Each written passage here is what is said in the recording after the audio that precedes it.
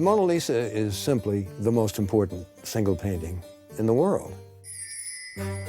You have more than 8 million visitors per year in the Louvre, and more than half of them are there only to see the Mona Lisa. Pour la Joconde, donc, que vous appelez Mona Lisa, c'est un tableau qui possède une telle présence. Questo sorriso è una caratteristica che lo rende così affascinante. There are a lot of suspicions about the authenticity of the other paintings by Leonardo here in the Louvre. Or the Mona Lisa was always considered an original by the artist. Leonardo da Vinci considered it one of his favorite paintings because he carried it around with him for so long. She has been coveted and loved, she's been written about, she's been adored.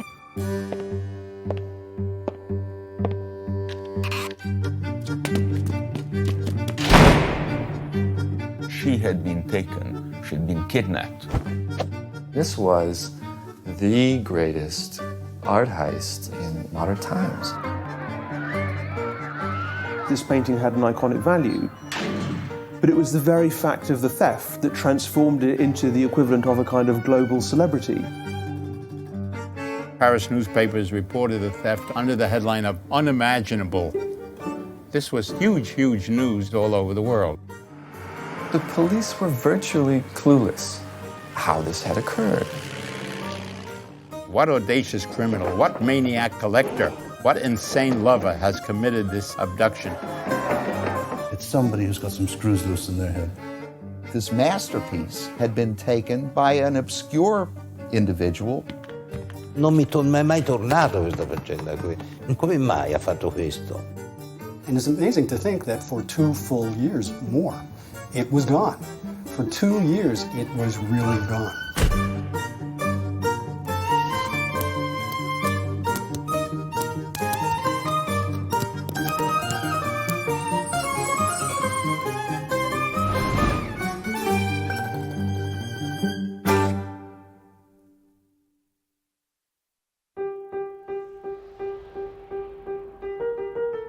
My name is Joe, and I'm obsessed with the theft of the Mona Lisa. I was 25 years old when I found out the painting had been stolen, and I spent more than 30 years trying to figure out how the man who did it. It all started when I opened this book and read this sentence. On August 21st, 1911, an Italian mason, Vincenzo Peruggia, stole the picture to take to Italy. Really? An ordinary workman stole the most famous painting in the world? Look at this guy. How could such a nebbishy little guy pull off such a spectacular crime? As a somewhat nebbishy guy myself, I wanted to know that too. So I did what a nebbishy guy does. I went to the library. This was 1976, when you actually had to leave the house to get information. But there it was, the theft, the police investigation, and the recovery of the painting. You see, I was just starting out as a writer, and I thought the theft of the Mona Lisa would make a great movie, and I was going to write the script. But the more I learned about the story, the more I realized there was a missing piece to it. Why did Vincenzo Peruggia steal the Mona Lisa? Patriotism. Money. Crime of passion. Revenge. I think there are many possibilities here. Since nobody knew Peruggia's true motive, I figured I could just make it up for my screenplay. In one version, he stole the Mona Lisa to win the love of his girlfriend. In another, 2 co-workers persuaded him to steal it. In a third, Peruggia was convinced to take the painting by the ghost of Leonardo da Vinci. The years passed, and even though I did get to Hollywood when I was 41 as a television writer, I never managed to finish that script.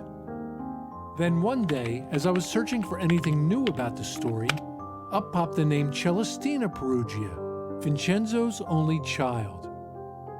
That's when it hit me. Why write a fictional film about him when I could get the truth from her? So with the help of my Italian friend Letizia, I found Celestina's phone number and called her. It happened to be her 84th birthday. Buonasera, signora. Buonasera. Letizia, if you could translate, I'm very pleased to be speaking to her because I've wanted to know about her father for such a long time. I told Celestina I was making a documentary. She agreed and let me interview her on camera. Vi aspetto con tanto piacere. My wife Justine and I flew from Los Angeles to Milan. We met up with Letizia and my small Italian crew, and we went to see Celestina. Here we go.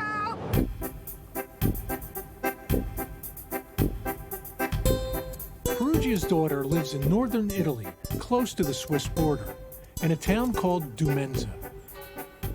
It's where both she and her father Vincenzo were born. In the main piazza, we were met by Celestina's daughter, Graziella. Oh, tanti, molto. Questa è la casa. Buonasera. Signora. So this was Celestina Perugia. She didn't seem like the daughter of a criminal.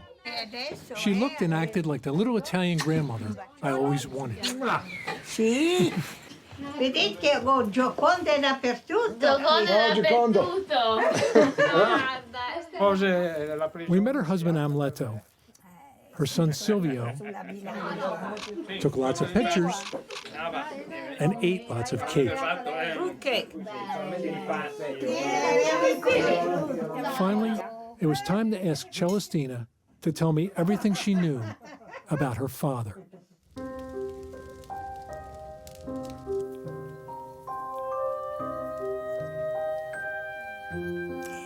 Mi chiamo Celestina Perugia, ho 84 anni, sono la figlia del ladro della Gioconda e siamo sulla via del tramonto. Perché sta piangendo, signora? Perché mi emoziono sempre. E poi, quando devo parlare del mio papà, io non ho avuto la gioia di conoscerlo. What? She didn't know him? Vedi, è tutto rovinato. Sure, she had pictures of her father, like this well-known image from an old newspaper. That's the original. But she also had photos I'd never seen before. He looked like a respectable, friendly, family kind of guy. Sì. È l'ultima foto. It's the last picture of Vincenzo before his death. Vincenzo Perugia died October 8th, 1925, on his birthday. Celestina was a toddler. E quel giorno lì, quindi io ero piccolina, camminavo, la mamma mi ha detto vai incontro al papà, e io sono andata incontro al papà. E lui aveva una bottiglia di champagne e i biscotti, è caduto ai miei piedi, fulminato da un infarto. Aveva 44 anni. Se suo padre fosse qui oggi, che cosa gli direbbe, che cosa gli chiederebbe, che cosa a suo padre? Tutto. Nearly 2 years after Vincenzo Perugia died, his widow remarried to her late husband's youngest brother, Ernesto. Quando moriva uno, il fratello sposava la vedova. Era un'usanza del tempo. Celestina grew up raised by her mother and stepfather. But no one ever told her that her real father, Vincenzo, stole the Mona Lisa. I miei genitori non mi hanno mai detto niente, mai. It's easy to understand. Perugia didn't come from a family of criminals. L'atto furto, ed era un disonore per la famiglia, che non volevano più sentirne parlare. At 18, Celestina began working at the city hall. Her co-workers would kiddingly call her Giocondina, Little Mona Lisa. Lei non ha mai chiesto il motivo? No. When she was about to turn 20, she was finally told the truth about her father by her future husband's aunt. E la comincia a dirmi lontan via che il papà aveva fatto quella cosa lì e per me è stato un shock perché non me l'aspettavo.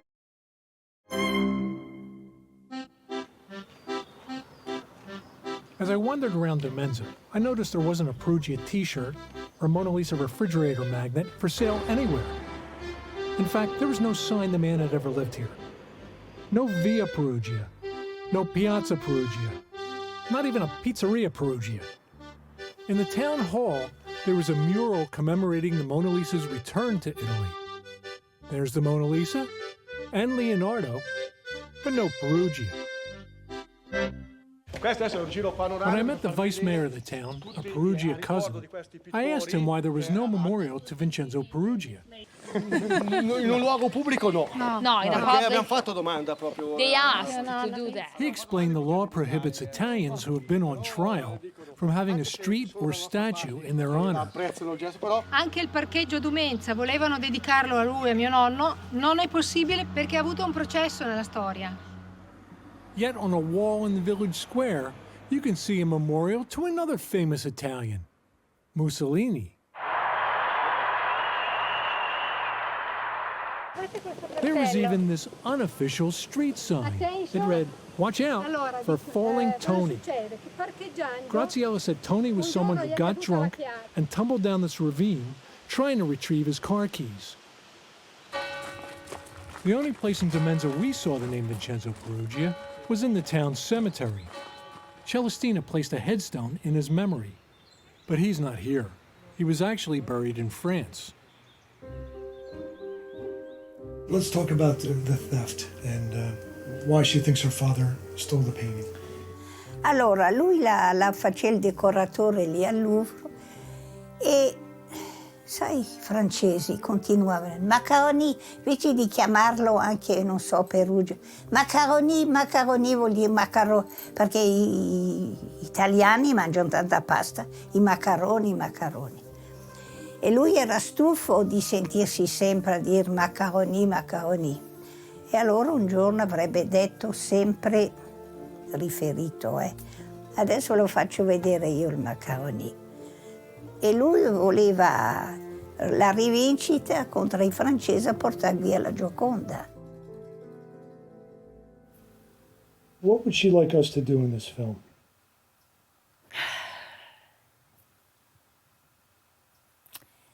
Ecco, di far credere proprio che assolutamente lui non l'abbia fatto per i soldi, che io penso nel mio intimo che facendo un gesto di quello, riportandolo in Italia.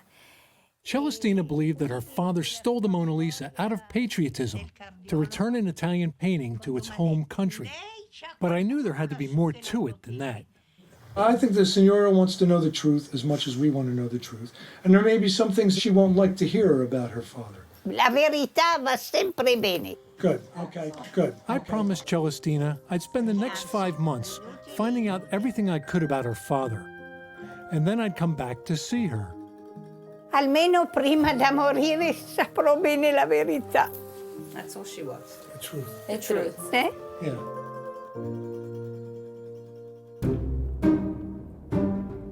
The next day, I was laid up with a torn meniscus in my knee from thinking I was young enough to carry my camera gear alone.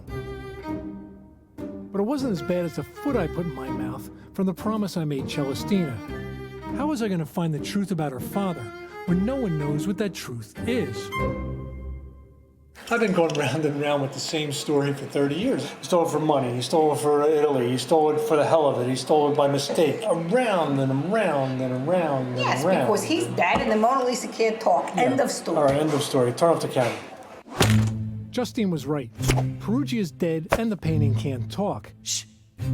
I had to do some real detective work. Luckily, I knew a real detective. Something that happened in 1911, and there's no physical evidence anymore, and the people who were there are dead. Are there any writings anywhere? There are. These are some of the magazines and newspapers from back then that talk about the theft.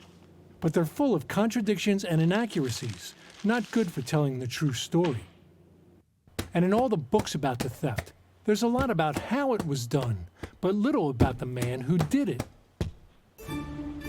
So I contacted a friend in Paris to help me get information from the Louvre. She knew two researchers who lived right across the street from the museum. They hit every archive in the city and emailed me 1,500 digital images of Louvre documents, police reports, photographs, and newspaper clippings. Okay, it's quarter to 7 in the morning here on May 15th, and I'm just downloading a bunch of documents. Oh, wow. It's like I'm a kid at Christmas here. These are the mugshots from Perugia's arrest in Florence in December 1913 for stealing the Mona Lisa. I've never seen anyone in a mugshot wearing a hat. My wife, Justine, was not impressed. I can't deal with all of this. It's too much information. And it's too early, and I'm in my underwear. Now that I had this steady stream of source material, I had to figure out what it all said. I tried doing that by typing sentences word for word into Google Translate. The audacious thief of the Mona Lisa is one of those foreigners who fell in Paris at certain times of the year. What? Well, that didn't work, but these people rescued me. My volunteer translators. They read the Italian and French documents in English. Over the next several months, these translations helped me piece together the real story of Perugia. I started at the scene of the crime.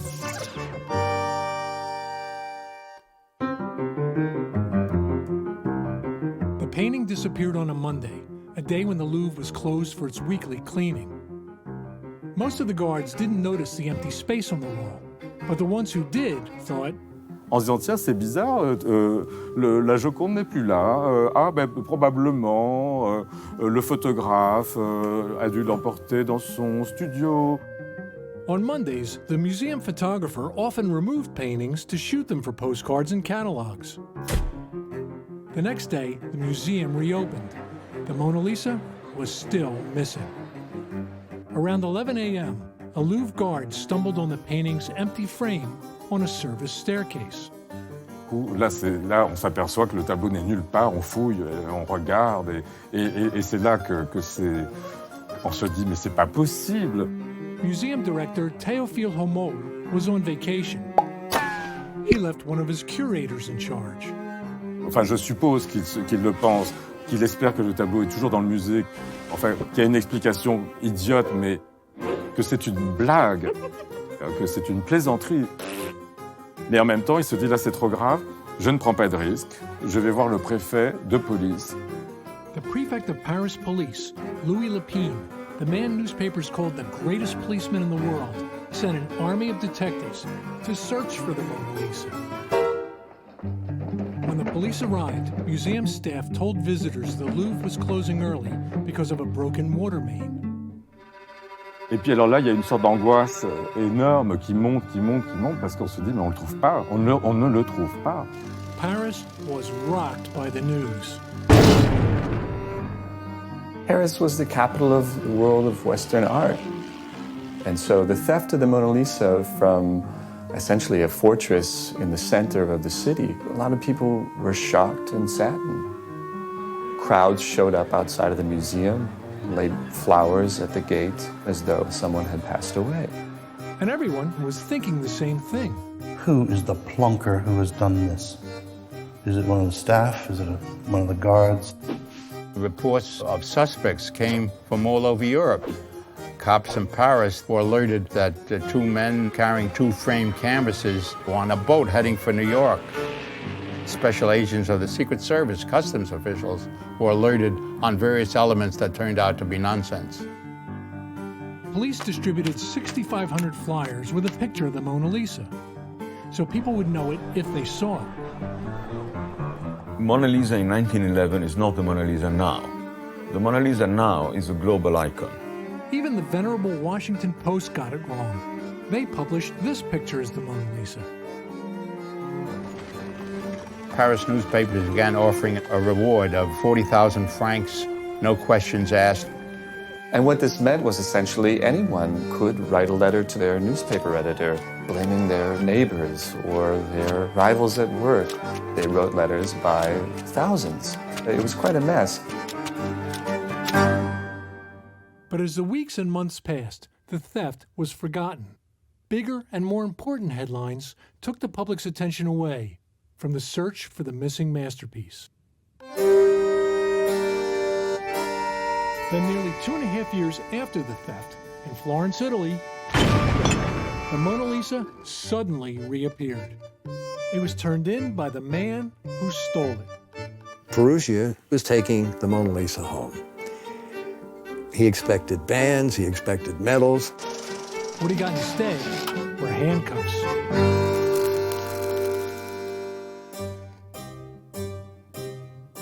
To make such a particular theft, to engage in such a particular venture, there have to be other reasons, there have to be unconscious motives. Luckily, I found the key to Perugia's unconscious, his psychiatric evaluation. After his arrest, his lawyers wanted a psychiatrist's opinion to help build his defense. And the man to do that was Dr. Paolo Amaldi. Paolo Amaldi was a very well-known psychiatrist. He was director of the mental hospital Florence, which was an incredibly prestigious job. Amaldi's report details the extensive mental examination he gave Perugia, and Dr. Amaldi arrived at a surprising diagnosis. Although Perugia didn't seem very emotional, he seemed to be, for the most part, a good worker and sincere, but he did in the end find him to be mentally deficient. Mentally deficient?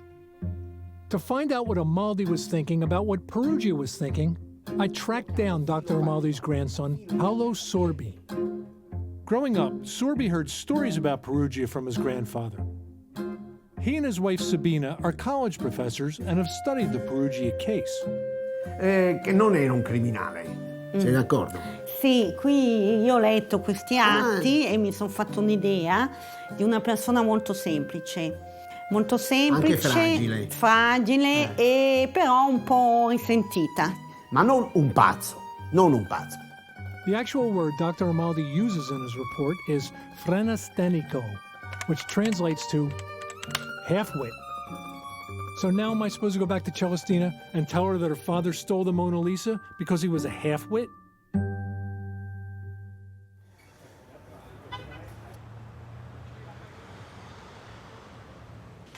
This is my friend Nando De Stefano, owner of an LA pizza shop. Nando translated Amaldi's psychiatric report in between customers. Vincenzo Perugia is the first of other 3 brothers and a sister. All of them are still living and mentally sane. Being the oldest son, Perugia left his home in Dumenza to strike out on his own at a very early age. At 12 years old, he went to work in Milano, and then he learned the job of imbianchino. Imbianchino, which is not the painter artist, but the house painter. Perugia worked in Milan for 6 years. Then he did what just about every man from his area did. He left Italy. Francia era forse la meta principale. Qui nella Val Dumentina, ma anche nei paesi qui vicino Luino, era la situazione che esisteva da secoli, la povertà relativa dell'economia della zona. Questi paesi erano tutti paesi di donne perché gli uomini erano via.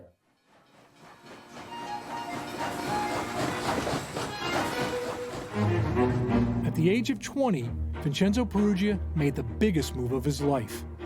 To Paris.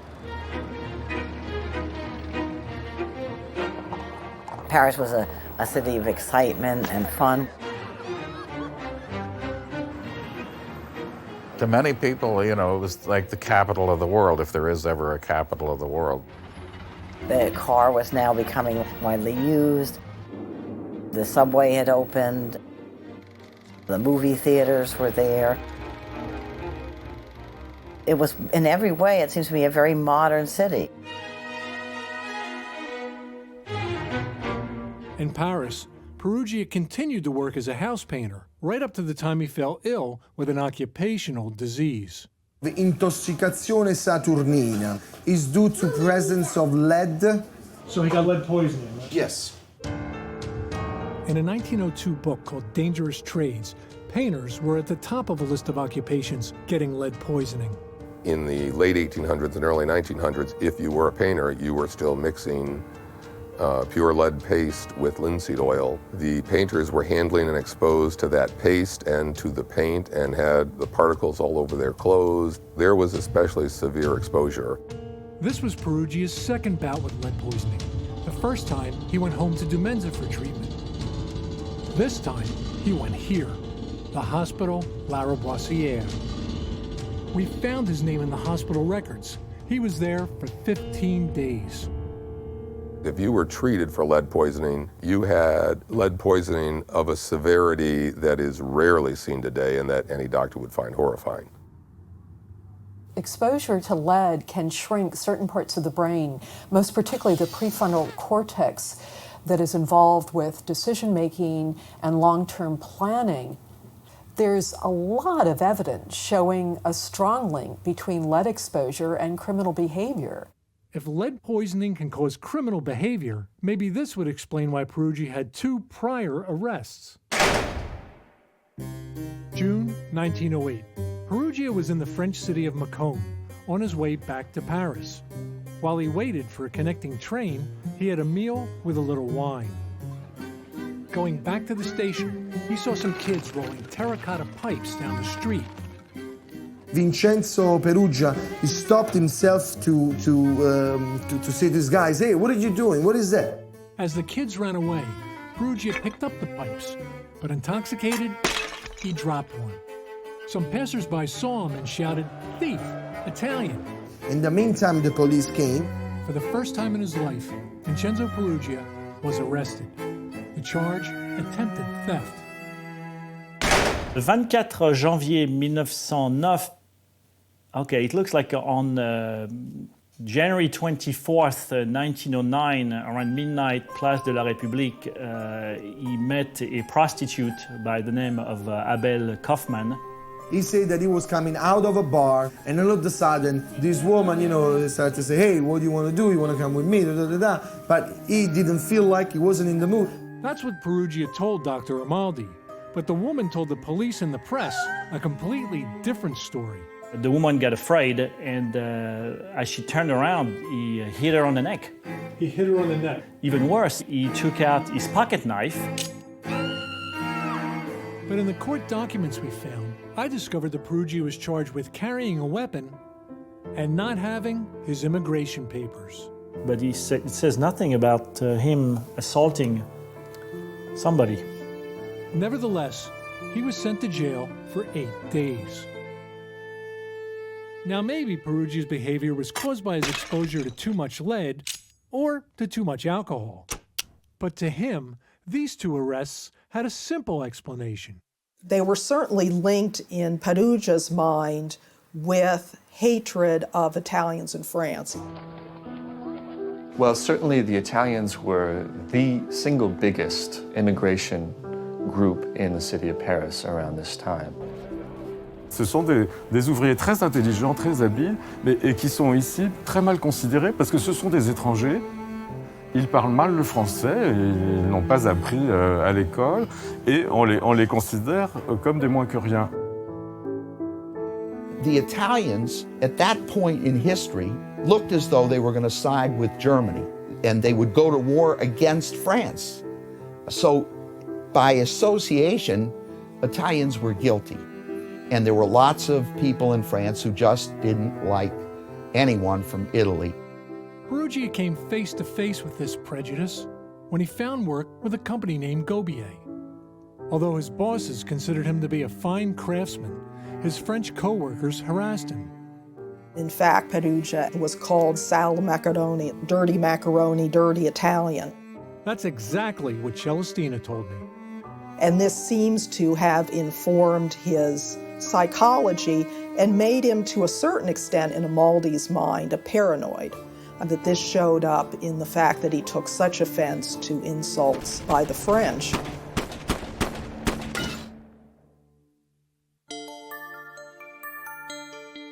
I could never understand how a mentally deficient immigrant with a criminal record got a job at the Louvre. Well, it happened because of this. Two masterpieces slashed within 2 months of each other by two mentally ill people. Security at the Louvre became the joke of Paris. One of the newspapers had a proposal that the following notice be placed in all French museums. For the safeguarding of the precious objects, the public is requested to wake the guards if they are found to be asleep. Journalists who were concerned about the system of security actually made off with pieces of art to show this is possible, let's get serious. The way the Louvre got serious was to team up barking dogs with the night shift guards and to put the major masterpieces behind glass. Perugia's employer Gobier had the contract to do all the glass work in the Louvre. Normally they fixed windows and repaired skylights, but now the museum called upon the company to help cover 1,600 masterpieces. Perugia was one of only 5 men entrusted to cut and clean the glass. As he worked, something piqued his interest. He heard from everybody that there was an enormous amount of paintings. They were from Italian painters. Perugia didn't understand why all this Italian art was in a French museum, so he asked the Louvre's picture framer, Pavard. Monsieur Bavard would never answer and always have done like a little, little smile, like, how do you say in English? When smirk, exactly. A little smirk says, oh, you fool, you don't know why. Then one day, Perugia found out why. While he was waiting to start the job, he took a book and he started to look through, and he saw in one of the pages this caravan of paintings, statues that were coming from Italy, looted by Napoleone I, Napoleon I. When Napoleon conquered a country, he stripped it bare of its art and sent it all back to Paris. To Napoleon, Italy was one-stop shopping. Napoleon was still kind of a dirty word in Italy, because Napoleon really did a lot of damage in Italy. He left a rather bad trail, which 100 years later might still have been felt. All Perugia had to do is go into the gallery where they have the Veronese masterpiece, the Feast of Cana, and he could see a gigantic Italian work of art that was stolen from a Venetian church and was never returned. I mean, there are still works of Napoleonic loot that are still in France. I was disgusted, and I thought to myself, if I can at least take one of these back to Italy, I would have done something that would be patriotic and good for my country. Or as Celestina said, adesso lo faccio vedere io il macaroni.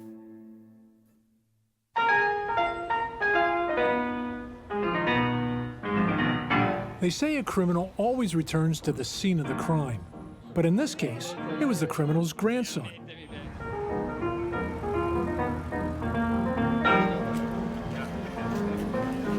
Celestina was too frail to travel, but Silvio Perugia was more than happy to retrace his grandfather's footsteps. Penso che sicuramente la situazione in cui si è mosso mio nonno non era quella di adesso. Vedo che è estremamente difesa, il sorriso non definito e lo sguardo che ti colpisce dappertutto ti attraggono particolarmente. Per 2 anni è stata a disposizione mio nonno, questo senz'altro. Ha fatto una buona scelta. We filmed on a day when the Louvre was closed. There were just a few workers in the entire museum.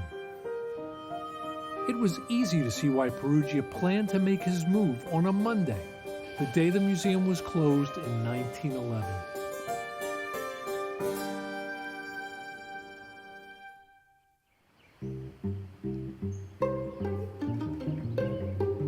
When I woke up, I say to myself, this morning, I'm gonna go this morning. At 6 a.m., Perugia got up, got dressed, and left his room in the 10th arrondissement, about 2 miles from the Louvre. Perugia had stopped doing glasswork at the museum 8 months earlier. He had left Gobier and returned to house painting. I arrived at the Louvre around 7:05. I was wearing my white worker's blouse. I entered without nobody seeing me into the museum.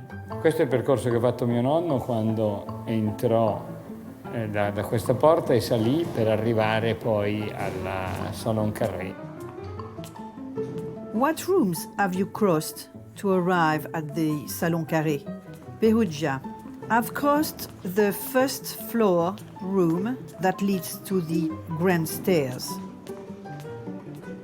I climbed the stairs. Then I arrived in the Salon Carré. I saw there was nobody. On a typical day in 1911, there were 166 guards. On Mondays, 12 in the whole museum. So Perugia was alone with the Mona Lisa. I wasn't sure that I wanted to take La Gioconda. There was Tiziano, Raffaello, il Correggio, il Giorgione. But I made my choice at the moment.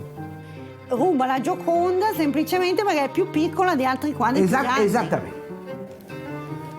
La Gioconda era al Salon Carré, era esattamente in questa posizione. Back then, she was just another painting on the wall, not behind any protective barrier, just simply hung on 4 metal hooks. Da lì è stata staccata da mio nonno, che poi l'ha portata in questa direzione. I took it without making any noise, and I walked slowly on the wooden floor. Essere uscito dal Salon Carré con il quadro, mio nonno è venuto in questa posizione. Perugia knew he had to remove the Mona Lisa from her frame. A nearby service staircase was where he planned to do it. Gobier's men used this staircase to access the glass roof above that part of the museum. But on that Monday, they were repairing the roof on the other side of the Louvre. I came down the small stairs, leaving the picture on the landing. He hid it behind some student copies that were left there. I went to the end of the stairs to see if I could get out. Perugia knew he could use the door at the bottom of the service staircase to exit the museum. He'd get out even faster than he got in. But I found that door was locked. And with a screwdriver that I had brought with me, I began to try to undo the lock. Even though I was able to take off the knob, I was not able to open the door. But then someone came down the stairs. E pensando di essere scoperto, ha immediatamente sospeso, si è seduto e ha aspettato. If this was one of Gobier's men, he could have recognized Perugia. But it wasn't. It was a plumber named Jules Sauvé. He didn't know Perugia. When Sauvé came to open with his key, he noticed that the knob was off. He asked me about it, and I said to him that I didn't know anything. The worker went out and he locked the door again. So he was still locked in. He was still locked in? Yes. Perugia couldn't escape the way he wanted to, so he ran back up the stairs and retrieved the Mona Lisa. He stripped off the paper backing and rotated the 4 metal clips that held the painting in the frame. Like many Italian Renaissance paintings, the Mona Lisa isn't on canvas, but on wood. Removing the panel wouldn't have taken very long, according to the conservator in charge of the Mona Lisa. Aujourd'hui, pour décadrer la Joconde, il nous faut 1 minute. Perugia hid the frame behind the other canvases and took the Mona Lisa back into the museum through the same door he entered. He couldn't be seen carrying the painting, so he needed to cover her up. Here's how many people think he did it. He slipped it supposedly under his smock. But I doubt that. My daughter Julie is 5'3", roughly the same height as Perugia. And this is what it looks like to try to put the Mona Lisa under her smock. Instead, here's what Perugia did. Took off his smock, wrapped it around the painting, tucked it under his arm, and walked out of the museum the same way he came in. I felt very calm and very happy to do what I was doing and to be able to bring at least one of these beautiful paintings back to Italy, to my country. I got out of the Louvre around 7:30 in the morning. Coming out of the Louvre, I remembered that I had the doorknob in my pocket. I threw it in the ditch between the fence and the wall of the Louvre. I saw a bus pass by and I got on it. I immediately got off because I realized that bus was not going to take me home. Then I jumped into a horse-driven cab. I asked the driver to take me directly to my house.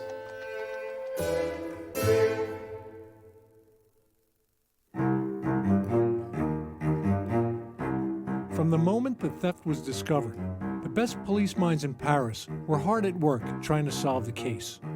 You walk into an investigation, and as a detective, you have no clue who did this crime. Okay, you have no idea. It could be anyone in the world. One of the first suspects police had was a mysterious young man museum guards often saw staring at the Mona Lisa. Perhaps someone had fallen in love with the painting and couldn't resist. It made sense, given the Mona Lisa as a kind of original sex symbol in Western art. Je ne peux pas vous le dire, je ne l'ai fait que par les journaux. Le vol de la Joconde, c'était les étrangers. Foreigners like the Germans. What better time than to blame it on the Germans, who were about to start World War I? Many people thought that it was stolen by Americans because a lot of wealthy Americans were buying a lot of European art. J.P. Morgan being the foremost of them. Yeah, and that it had left France. One of the theories circulated was that the Mona Lisa was to be found in a luxury apartment in Manhattan. We haven't even talked about Picasso. Yep, Picasso. Spanish-born Pablo Picasso and his Polish friend Guillaume Kostrowicki, better known as the poet Apollinaire, were both brought in for questioning. Picasso had used stolen statues from the Louvre as models for his most important painting of this period, Les Demoiselles d'Avignon. Picasso didn't know the statues were stolen. He had bought them from the thief, a man who had been an assistant of Apollinaire. Guillaume Apollinaire was brought in for questioning and she spent a week in jail. Oui, nous, on voit le poète, mais la police voit l'étranger. Et elle est persuadée, Apollinaire fait partie d'une bande internationale qui a volé la Joconde. Et Picasso se défend en disant que, bon, lui n'est pour rien dans cette affaire. Et pour enterrer l'affaire, il fallait faire restituer au Louvre les sculptures, ce qui a été fait. The police thought they finally had a break in the case when they discovered there were two eyewitnesses. The first was Sauvé, the plumber who saw Perugia in the staircase. But here's how Sauvé described the man he saw. He seemed to be tall, 5'3", with hair and beard red. Red? Then a shop clerk named André Bouquet came forward. He saw a person who was carrying a package. That was Perugia carrying the Mona Lisa. He was throwing something. And that something was the doorknob. Bouquet was across the street and behind Perugia, so he couldn't describe him, but he said he wore a hat. Most people are not trained to observe like police officers. That's what police officers are trained to do. But the biggest clue the police had was something else Perugia left behind. Ces empreintes sont sur la vitre. The fingerprints were found by noted French criminologist Alphonse Bertillon. Bertillon was the one who founded some of the modern methods of identification. Most of the prints were smudged, but one was clear enough to read. And even though the police had Perugia's prints from his previous arrest in their files, they didn't match it. I asked a fingerprint expert from the Los Angeles Police Department to compare the prints from Perugia's 1909 arrest with the latent print found on the glass that covered the Mona Lisa. The latent print is one and the same as the left thumbprint. They are the same individual. We know now it's the left thumbprint, but Bertillon couldn't determine which finger the print was from. He had 750,000 criminals on file. They would have had to have pulled every single card to have gone through that. On each one, you've got 10 fingers or 10 prints. Bertillon would have had to have made up to 7.5 million comparisons to match Perugia's prints. It's overwhelming. So Bertillon started taking the prints of everyone with access to the Louvre at the time of the theft. 257 names were on his list. Tout le monde est obligé de mettre ses doigts dans l'encre, les ouvriers, les conservateurs, les copistes. Even Hamel, the head of the museum. But there were no matches. So police then called in Gobier's glass workers to be fingerprinted. They all showed up, except Perugia.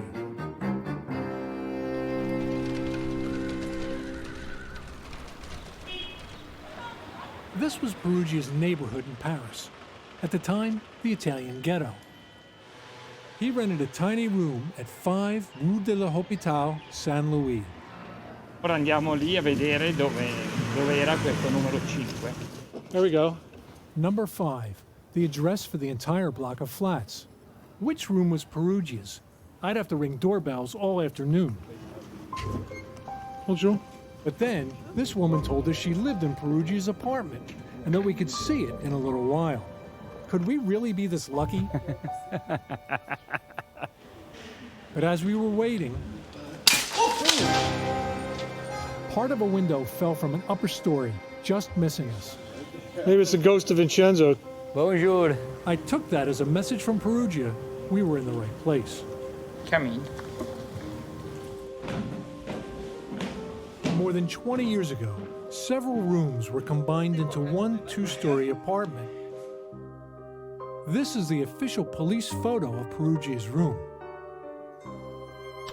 Were we really in the place he hid the Mona Lisa for nearly 2.5 years? Sure looked like it. But where did he keep the painting? In un primo momento lo teneva sul tavolo di camera. Sul tavolo di camera. E quando mangiava lo riponeva in una legnaia. Ma non perché è un pazzo.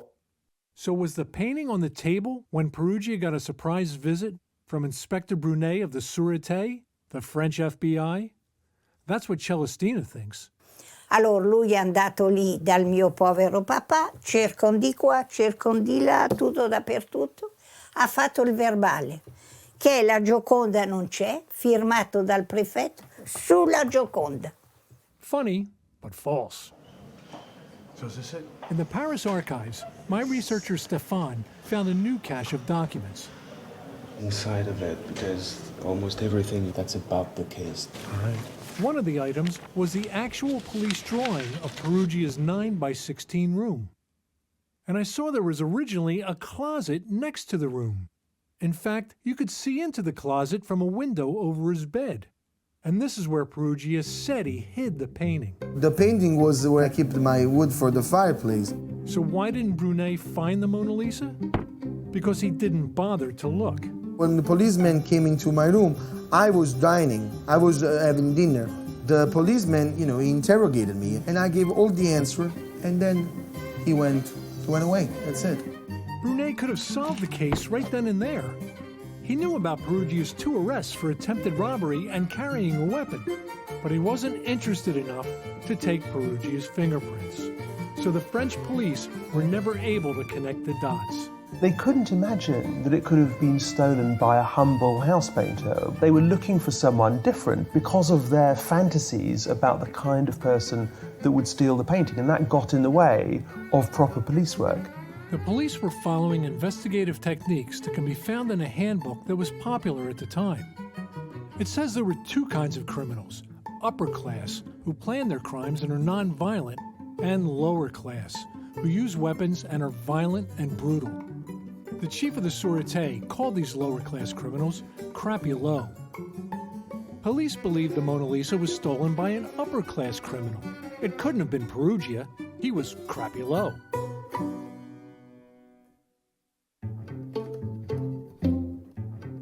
Even today, there are people who think Perugia couldn't have been the brains behind the crime. That's why you'll see this name popping up as the man they think was the true mastermind of the theft. He was the Marquis de Valfierno. This was a man who was shrouded in mystery and still is, but he was such a delicious con man. The story goes that Valfierno had a forger make 6 perfect copies of the Mona Lisa that he sold to American millionaires who thought they were buying the original. Perugia, he was just a patsy hired to commit the theft. And according to Valfierno, the only purpose in stealing the Mona Lisa was in creating international headlines, which he did. The origin of the story was an article published 20 years after the theft in the Saturday Evening Post. It was written by an American journalist named Carl Decker. Decker got his training as a newspaperman under William Randolph Hearst. Hearst journalism was very sensational. It was journalism where you couldn't tell where fact left off and fiction began. We spent months researching Decker to see if his Valfierno article was fact or fiction. And what I found is where Decker may have gotten his story. I think he lifted it from accounts of other criminals of the day, like a con man who sold bogus art to American millionaires, and a big-time crook who was suspected of trying to sell a forgery of the Mona Lisa. Sound familiar? And Decker didn't even bother to check the facts he used about the masterpiece.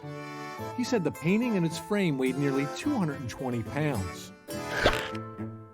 Non, le tableau de la Joconde, c'est un tableau en fait très léger. J'ai déjà pris dans mes mains, avec le cadre comme sans le cadre. Très facile à prendre. Hein. And what about those 6 forgeries? That's one of the main reasons for not believing the story. It's almost 100 years later. Where are these 6 copies? I asked a professor who studied Decker if we can believe this story. Journalists often say, does it pass the sniff test? Does it pass the smell test? It's an entertaining story for sure. It's a detailed story, but in the end, is it plausible? Is it likely? I don't think so. I agree. The facts show that Perugia was the true mastermind of the crime. And Valfierno? I think Carl Decker simply made him up.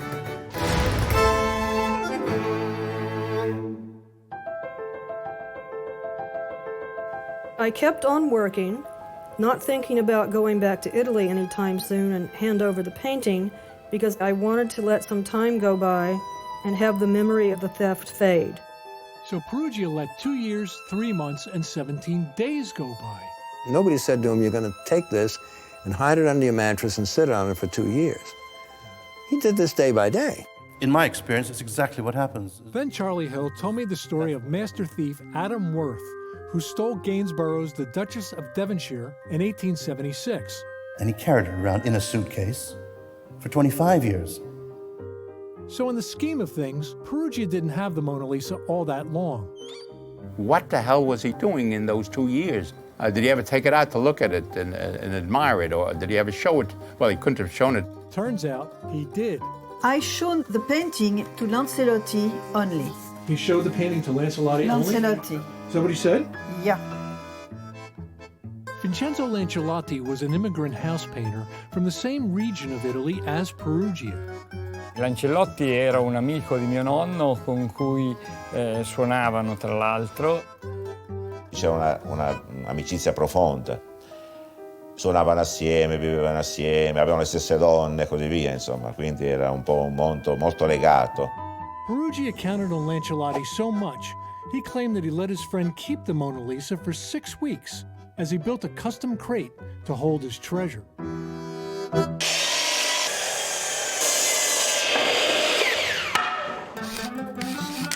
My son Justin and I built a crate that matched the description of the one Perugia built. It was a lot bigger than I thought it would be. A crate this big in a room as small as his? It's no surprise that somebody saw it, namely Perugia's girlfriend. I had, as a lover, somebody whose name was Matilda. After his arrest, French newspapers reported he fell in love with Matilda because she looked like the Mona Lisa. Yeah, if the Mona Lisa was a blue-eyed blonde who wore a headband, because that's what Matilda looked like. She was a German from the Alsace region.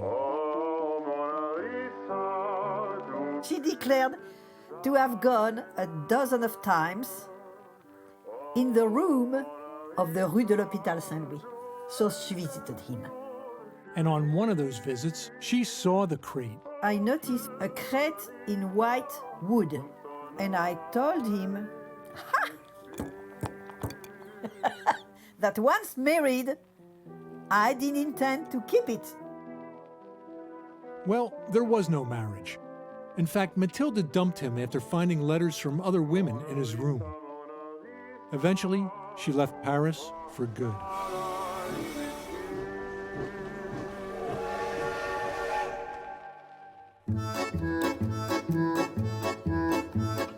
This is Carré, Italy. Even though it's just a few miles from Perugia's hometown of Dumenza, they have a whole different take on the theft of the Mona Lisa. Chi ha rubato la Mona Lisa? Per me è stato Lancelotti. Liceo quando era vivo, perché io l'ho conosciuto quell'uomo lì. E quindi Vincenzo Perugia, cosa sa di Vincenzo Perugia? Io non lo so, Perugia avranno lavorato insieme, lo so io adesso, questa roba io non posso dire. Adesso mi bruciano anche le patate. Grazie signora, arrivederci. Yep, the folks in Carré give Perugia's close friend, Vincenzo Lancelotti, credit for the crime. Graziano Ballinari is a restaurant owner and local historian. He's as passionate about Lancelotti as he is about his meat sauce. Questo è il vero ladro. Era un decoratore fantastico. Il mondo pensa che il Vincenzo Perugia sia il... Sì, no, tutto il mondo. Ma Infatti, i Lancelotti non sono quasi mai, insomma, non no, sono no, mai... non sono mai sempre, sono stato io il primo. Ballinari claims that Perugia was hired by the Lancelotti family to be the fall guy. Chiamano il Perugia e le dicono ti diamo 10.000 franchi francesi e vai a vendere la Gioconda e ti fai arrestare e dici che sei il ladro. Ecco, lui si dichiarerà ladro sotto ordine a pagamento.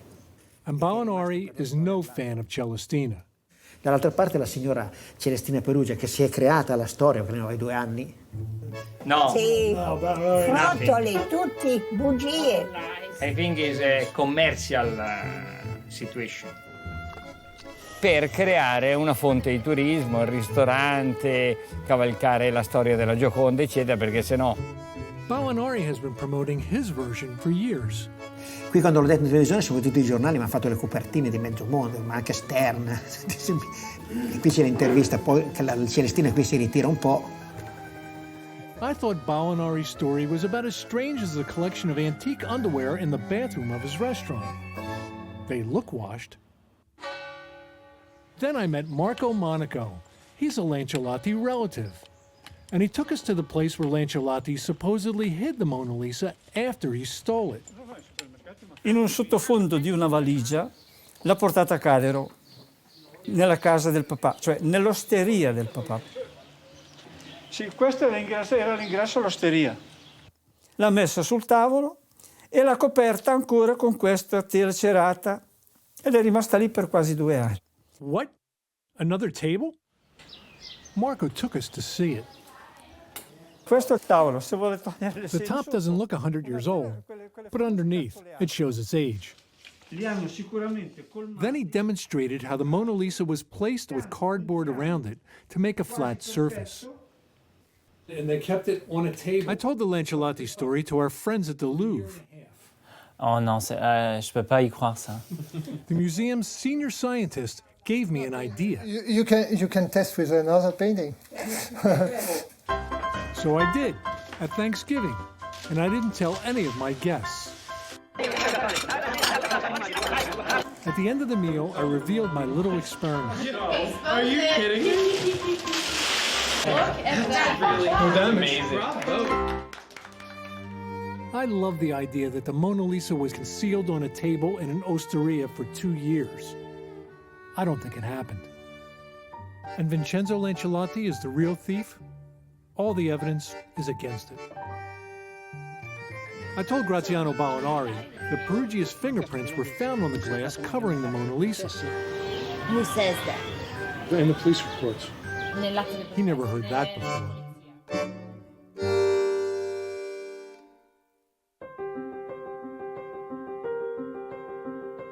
If I was Perugia's place, I would have awakened one morning and say, what the hell am I doing with this? I better give it back. On December 7th, 1913, Perugia had a farewell dinner at his favorite cafe. Feeling generous, he gave the waitress a 5-franc tip. He's got this painting. He knows if he gets caught with it, he's going to go to jail. It's going to be a bad time for him, and he needs to get rid of it. He let his friends and relatives know that he'd be leaving for Italy the next day. Vincent told us he had something very important to do that would bring him fortune, glory, and honors. So Perugia wrapped the Mona Lisa in cloth, then put her in the crate, covering her with a false bottom. Then he filled it with clothes, tools, even his mandolin.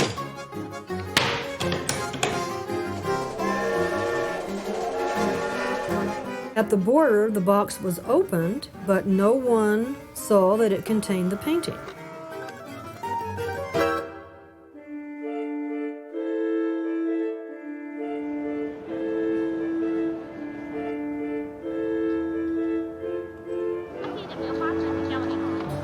Allora,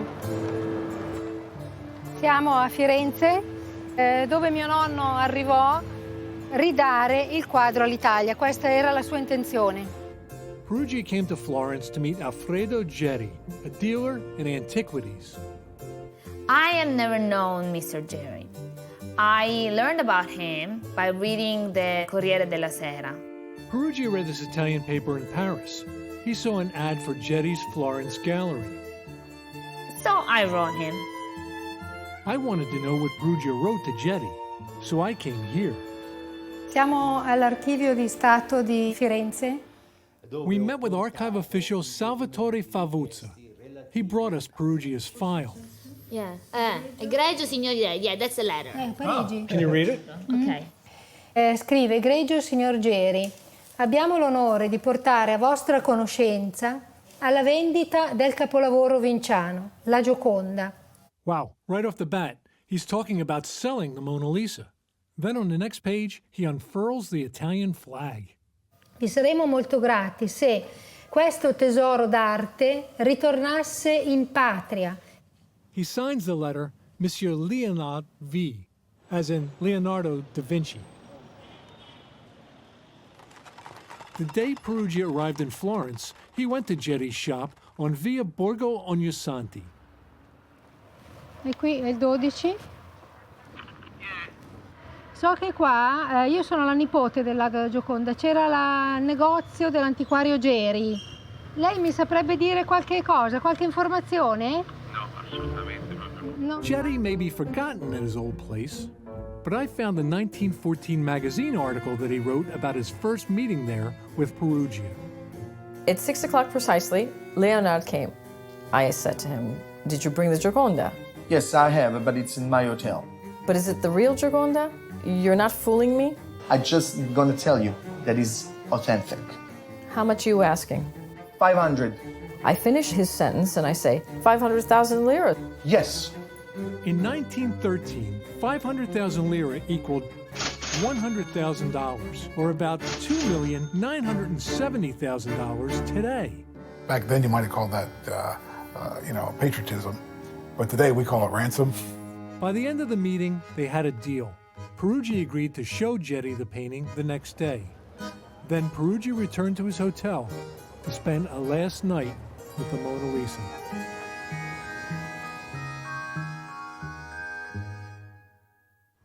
In 1913, the hotel where Perugia stayed was called the Albergo Tripoli Italia.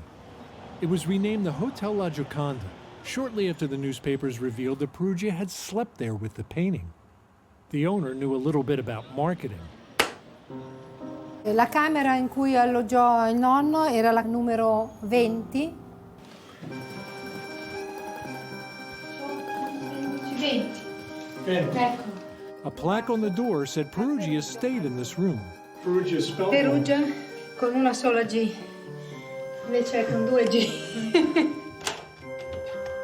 Camera piccola. Piccola, molto piccola. Sul letto in cui dormì mio nonno nel 1913 per 2 notti. E magari saranno cambiati i materassi così, però il letto è sempre quello. la Gioconda e gli teneva compagnia.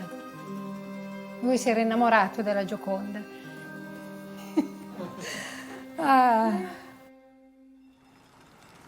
The next afternoon, Perugia returned to Getty's gallery.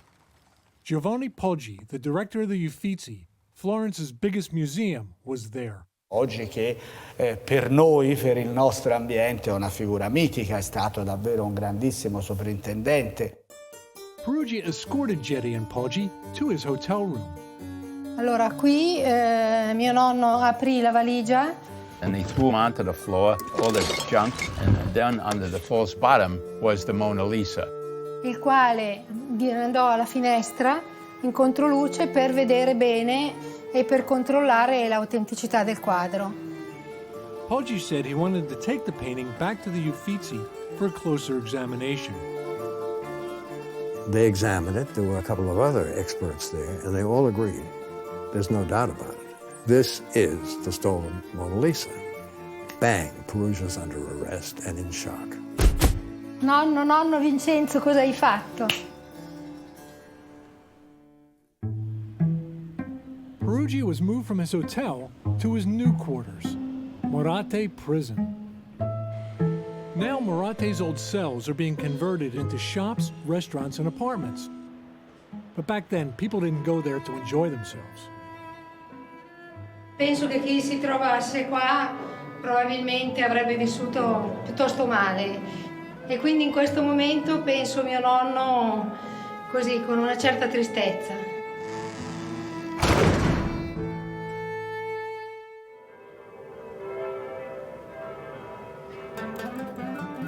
As Perugia sat in prison, the Italian people celebrated Mona Lisa's return. For the first time in 400 years, she was back in Florence. I'm not inclined to glorify people who steal the Mona Lisa, but Perugia did end up as a hero to many Italians. And it was Mona Lisa fever. Peddlers were selling all sorts of Mona Lisa knickknacks by the boxload. And there were Mona Lisa advertisements, there were Mona Lisa hairdos, there was Mona Lisa clothing. People left love letters for Mona Lisa. In questo momento siamo nella sala 28 della Galleria degli Uffizi, che è poi però l'ambiente dove appunto fu sistemata la Gioconda di Leonardo. 30,000 people passed through the gallery in just 4 hours to glimpse her for just a few seconds. The ones who couldn't get in, riot. After her week in Florence, the Mona Lisa traveled to Rome and was officially handed over to the French ambassador. È chiaro, all'inizio del Novecento, in un clima magari patriottico ancora particolare, può essere che qualcheduno abbia accarezzato l'idea di mantenere questo simbolo.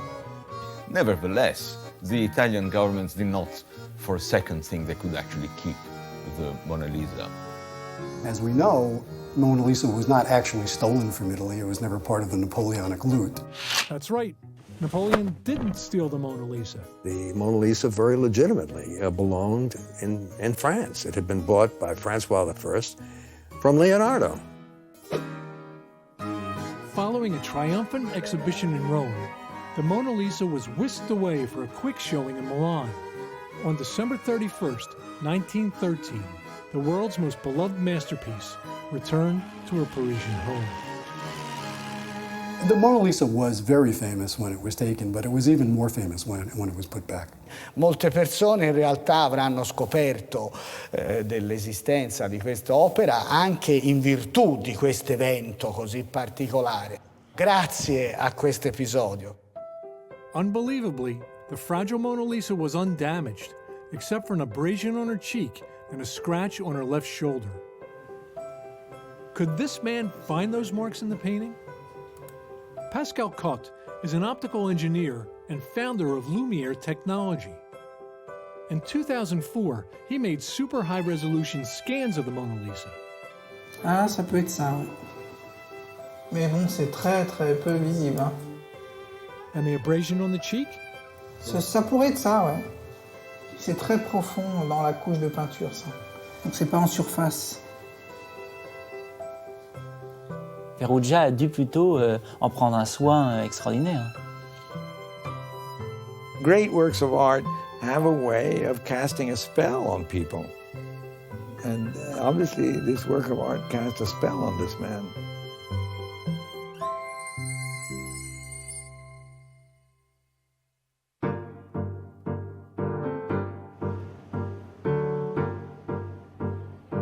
Vincenzo Perugia's trial began in Florence on June 4th, 1914. Molti italiani hanno difeso lui come campione dell'Italia contro la Francia e quindi si è trovato a essere non più un ladro ma un ladro patriota. The prosecution thought they had an open and shut case against Perugia. They were simply trying to argue that he was rational, he was in his right mind, he just wanted to steal the painting and sell it and make money, and therefore he's guilty. The only thing I had in mind was to give a gift to Italy, and I didn't intend to make any money of it. But the antique dealer Getty testified that Perugia wanted 500,000 lira. And then the prosecutor brought up Perugia's trip to London the previous summer. Perugia admitted that while there, he went to see the art dealer Henry J. Duveen. I found this 1935 book written by a Duveen nephew. He said that his Uncle Henry met a seedy-looking foreigner who was trying to sell him the Mona Lisa. Who? Me? To offer La Gioconda to the English? Who says this? It's fake, it's false, it's a lie. When it was time for the defense, Perugia's lawyers played the only card they held, Dr. Amaldi's diagnosis of mental deficiency. From Amaldi's point of view, he's only partially responsible for his crime. He didn't have full control over his actions. He was very childish and misunderstood the legal consequences of bringing the picture back into Italy, showing that he really wasn't totally mentally competent. In court, the prosecutor disagreed with the psychiatrist's conclusion and said Perugia was fully responsible for his actions. Doesn't it take some degree of intelligence to do what he did, to pull it off? So why would Amaldi say Perugia was mentally deficient if all the evidence was to the contrary? If Amaldi was sympathetic with his patriotic cause, this may have at least unconsciously helped to form his opinion. And it is possible he inflated this mental weakness in order to protect Perugia. According to Amaldi's grandson, that's exactly what happened. Mio nonno era nel Partito Socialista, ecco, e quindi vede una ingiustizia dei lavoratori emigrati italiani e allora lo aiuta. Amaldi wanted Perugia set free. The tribunal disagreed. Ecco, questa è la sentenza. Viene condannato Perugia alla reclusione per 1 anno, 1 e giorni 15. Ecco. Vincenzo Perugia was listening the verdict. He says it to the court.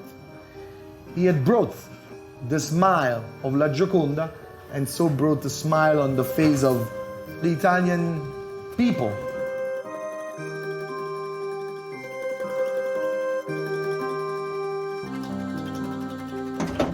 I really wanted to return to Celestina with some proof that patriotism was at least part of her father's motive for stealing the Mona Lisa.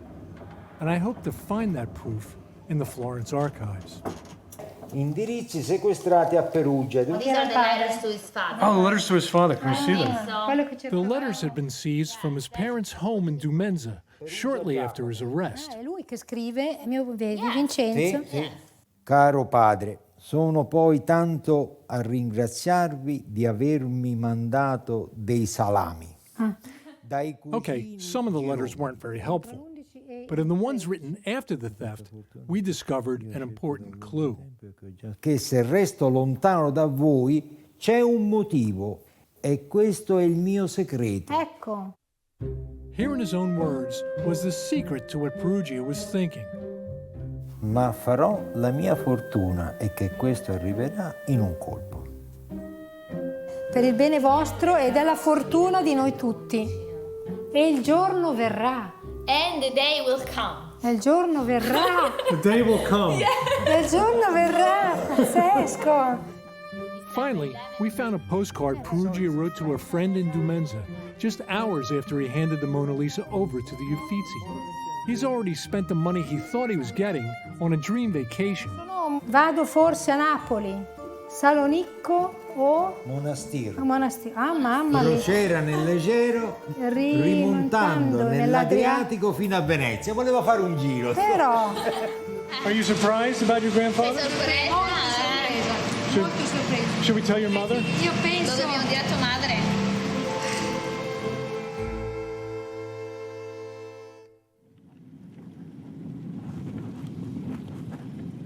All her life, Celestina Perugia believed that her father stole the Mona Lisa out of patriotism and because he didn't like being called macaroni. But now it was time to return to Dumenza and tell her the truth. I was concerned about how she would take the news. After all, she was 84 with a heart condition.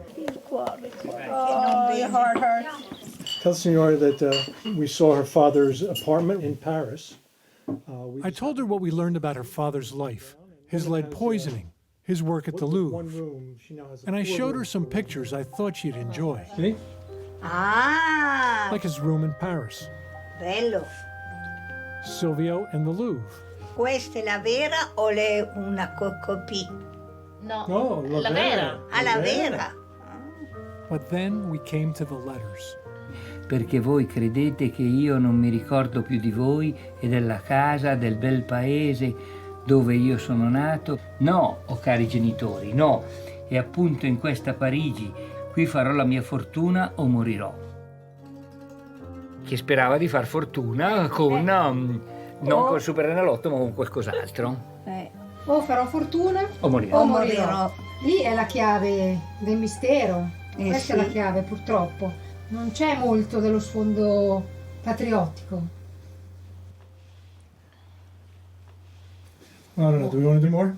Sì, possiamo. Miei cari genitori. As Silvio read the letters, Vincenzo's veiled promise of a fortune popped up in every one. E che abbiate a godere del premio che vostro figlio sta per realizzare per voi, che un giorno non lontano vi farò tutti contenti. C'è un motivo e questo è il mio segreto. I could see Celestina sink under the weight of her father's words, and I started to wonder if I'd done the wrong thing. Ricevete tutti un abbraccio ed un bacio, arrivederci sempre, il vostro affettuosissimo figlio Vincenzo. Oh, basta adesso, basta lettere. Va bene. C'è il furto da una parte, però lui ci vede il miglioramento per la famiglia, il guadagno. Allora, digli tante grazie che mi ha fatto tanto piacere. Sono stato tanto contento. Sei contento? Sì, sì. Vincenzo Perugia didn't serve his full sentence. His attorneys filed an appeal. Riduce a Vincenzo Perugia la pena della reclusione mesi 7 e giorni 8. Il Perugia sia immediatamente posto in libertà qualora non osti altra causa. Wow. They set him free. But Perugia didn't stay free for long. World War I broke out a few days after his release. He served in the Italian army, but was taken prisoner by the Austrians and held as a POW for 2 years.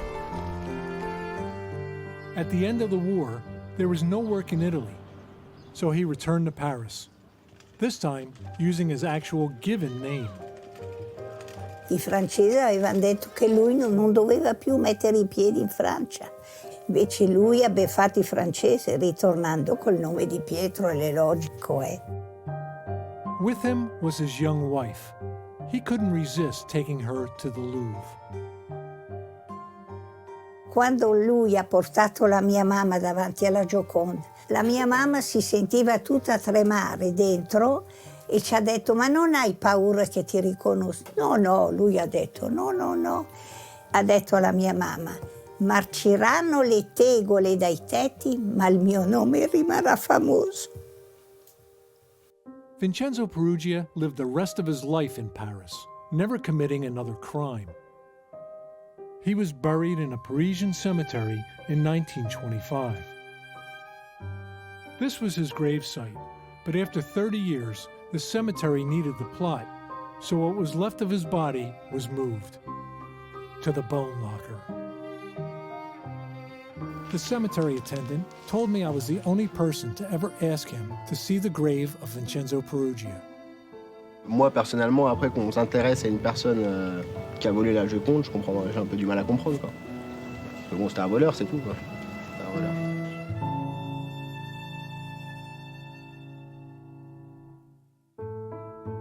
Yes, Vincenzo Peruggia was a thief. What he did was wrong and half-witted. But to me, he was a man who was tired of a job that was making him sick. He hated being looked down upon as an immigrant, and he missed his home. He thought that returning the Mona Lisa to Italy would make his family proud of him and be a ticket to a better life for them all. I think many people can relate to a young man's wild dreams of fortune. I know I could. In a journal that I kept while I was writing my screenplay, I found an entry from 1979. I was around the same age as Peruggia when he stole the Mona Lisa. It says, "If I write the script and sell it, I will be rich. All I want to do is pay off the house and fix it up and have some money in the bank and some left over to do some traveling." So back then, I was thinking like Peruggia. I wanted to make my fortune in one shot too. We just went about it in different ways.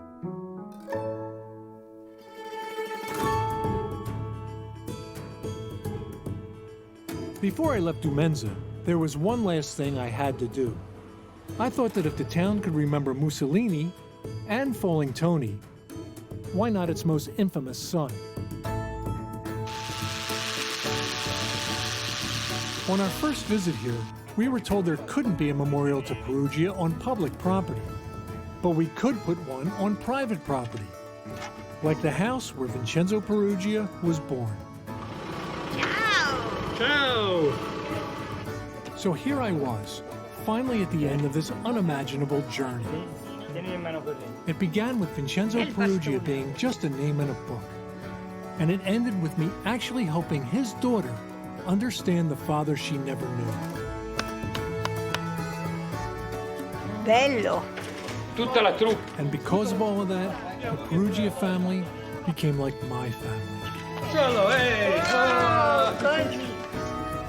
Con oggi chiudo la storia della Gioconda. Qualunque persone che verranno per chiedermi della Gioconda, io dirò ho chiuso, non voglio sentirne più parlare. Capito? Capito, grazie. Chiuso. Ecco. So thanks to Celestina, I could finally say something I waited more than 30 years to say. The film is done.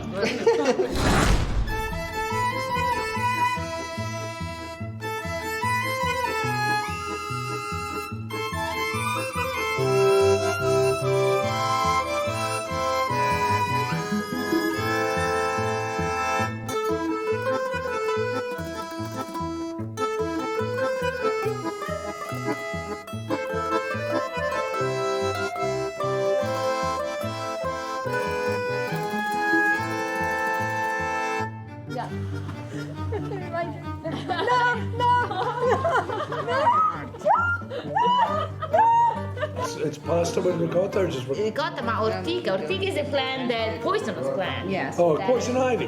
Yeah, poison ivy. We're having ricotta wrapped in poison ivy. I have a Gioconda with my giver, and I came back to my house with Gioconda. And what'd you say about him? He looks like a criminal here?